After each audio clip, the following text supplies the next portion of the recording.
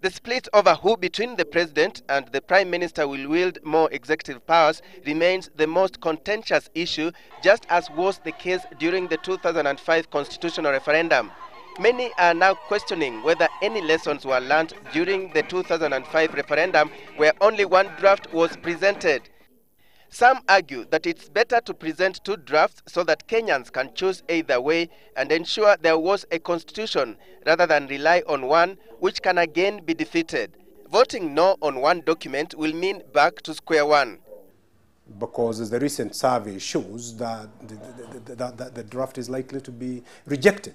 And we cannot countenance that as we go forward to 2012. There are those who think the way out is for the Parliamentary Select Committee to push for a yes-yes referendum, meaning having two drafts, one proposing a presidential system, the other a parliamentary system, and let Kenyans choose one during the referendum. This decision as to whether we should go presidential or parliamentary is one which, in my view, ought to be left to the Kenyan people. The current law does not allow a yes-yes referendum.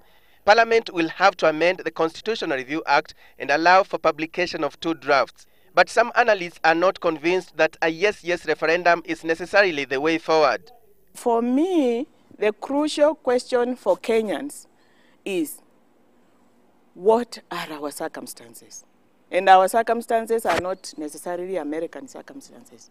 They are not necessarily British circumstances. For Baraza, it's about finding homegrown solutions. If you build consensus on the hybrid system of government, it is good because it has worked elsewhere. What I'm trying to say, to tell Kenyans, is this fixation on either presidential or parliamentary, like those are the only systems of government.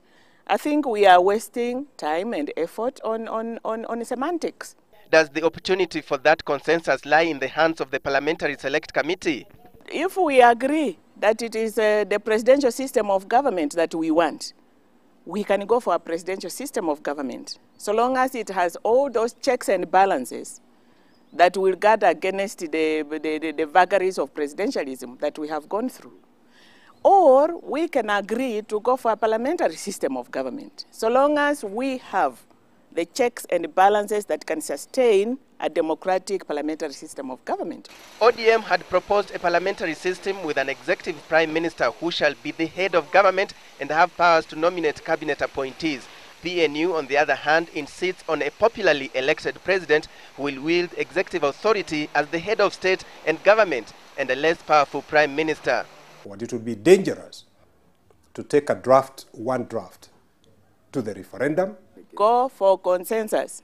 Because I personally would hate to see a vanquished so-called Raila side or a vanquished so-called Kibaki side, or a winner Kibaki side and a vanquished Raila side, or vice versa.